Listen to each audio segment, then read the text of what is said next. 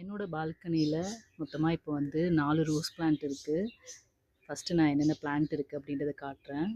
பாருங்கள், அழகாக பூ வச்சுருக்கு. பெங்களூர் ரோஸ் இது. இதுலேயுமே பட்ஸ் வந்திருக்கு. நியூ லீஃப் பாருங்கள், எவ்வளோ ஹெல்த்தியாக இருக்குது.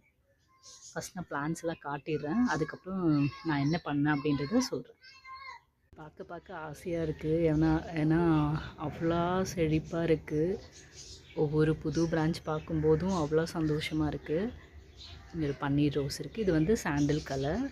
இது வந்து நல்ல ஒரு லைட் பிங்க் கலர் பன்னீர் ரோஸ். வாங்கிட்டு வரும்போது க்ரோத்தே இல்லை. இப்போ பாருங்கள், வர அந்த பிரான்ச் வந்து நல்லா ஹைட்டாக வந்துட்டுருக்கு. இன்னொரு பிளான்ட் இருக்குது, அதையும் காட்டுறேன். என்ட்ரன்ஸில் இந்த ட்ராகன் பிளான்ட் பக்கத்தில் இன்னொரு ரோஸ் பிளான்ட் இருக்குது.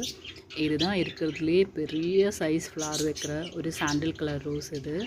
அங்கே முன்னாடி காட்டினது வந்து குட்டி சாண்டில் கலர். இது வந்து நல்லா பெருசாக, இவ்வளோ பெருசாக இருக்கும் ஃப்ளவர். முன்னாடி ஷார்ட்ஸ் செக் பண்ணி பார்த்தா தெரியும். அதுலேயுமே பாருங்கள், புதுசாக நியூ பிரான்ச்சஸ்லாம் வந்திருக்கு. அந்த லீவ்ஸுமே பயங்கர ஹெல்த்தியாக இருக்குங்க. பாருங்கள், நான் கை வச்சு காட்டுறேன், எவ்வளோ அழகாக இருக்குது பாருங்கள் லீவ்ஸ்.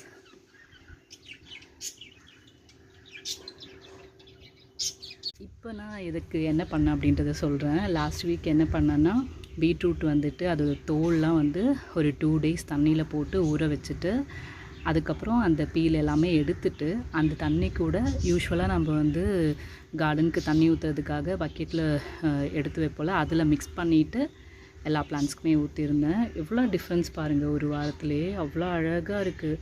அந்த லீஃப்மே பார்த்தோன்னா அவ்வளோ ஹெல்த்தியாக இருக்குது. நீங்களும் ட்ரை பண்ணி பாருங்கள். நெக்ஸ்ட் வீடியோவில் பார்க்கலாம்.